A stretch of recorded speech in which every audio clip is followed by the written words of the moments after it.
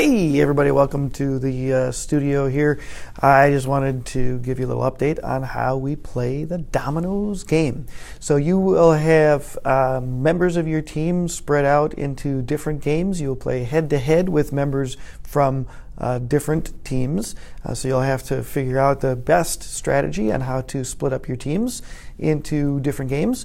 And when you play, it's a very important thing, and this is the most important thing to start the game, is you have a clean playing surface. That is, you take your dominoes after we shuffle them. You take your dominoes and you have a certain number of dominoes. Check the rules for that.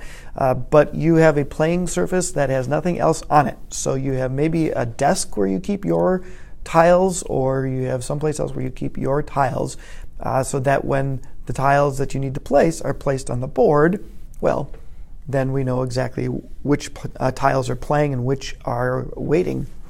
Now, from that, the game begins with the first moves. One team puts its first tile on the playing surface.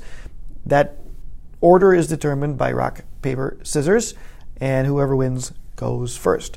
And then the next team can go. So you can place that first tile if it connects. Now, how does it connect? It doesn't have to be an exact connection between the definition and the term. It could be, for example, the term is filibuster and you have the definition for cloture. You could explain how the cloture vote is connected to a filibuster. That's a good example to show you how that process is done. The key is in the explanation, and you have to explain how those two things are connected, and it has to be a legitimate, content, substantive connection between the two things. In the beginning of the game, we use the vocabulary list, and you should have a copy of that.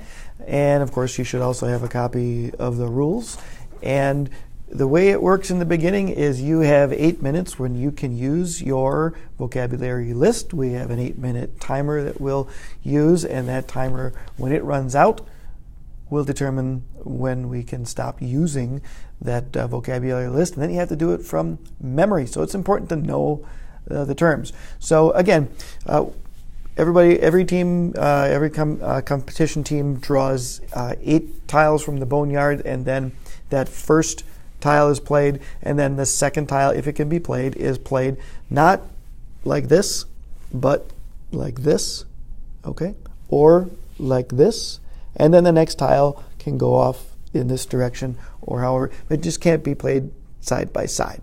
Now you'll notice that there might be some blank tiles.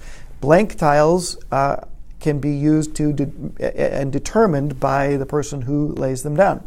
So again, using the filibuster example, and you have a blank tile, you would then identify what that blank tile is. So the filibuster term and this blank tile is the filibuster definition, and it stays that way for all time. Okay, so it stays that when you determine what it is and put it down. So you get points every time you place a tile, and you can place up to 1, 2, 3 tiles in each turn, and then the turn goes to the next person, your opponent. And so you have your turn, and then you go as long as you can. When you run out of tiles, you pick more from the boneyard. What else can we tell you about that? Each player plays a tile until they can't. And the game ends when there can be no more tiles placed, which means that the game is stuck, or we run out of time or tiles. At the end of the game, the winner keeps all the points earned, and the loser keeps half the points earned. So it's important to stay in the game. Again, the game ends either when a player plays all his tiles, or when a game is blocked, or when time runs out. Make sure you are working hard to understand the vocabulary, listen to the explanations on the other team, and make good explanations and connections for your team. You can earn a lot of points by playing dominoes and Dominoes and winning the games or coming close. Good luck.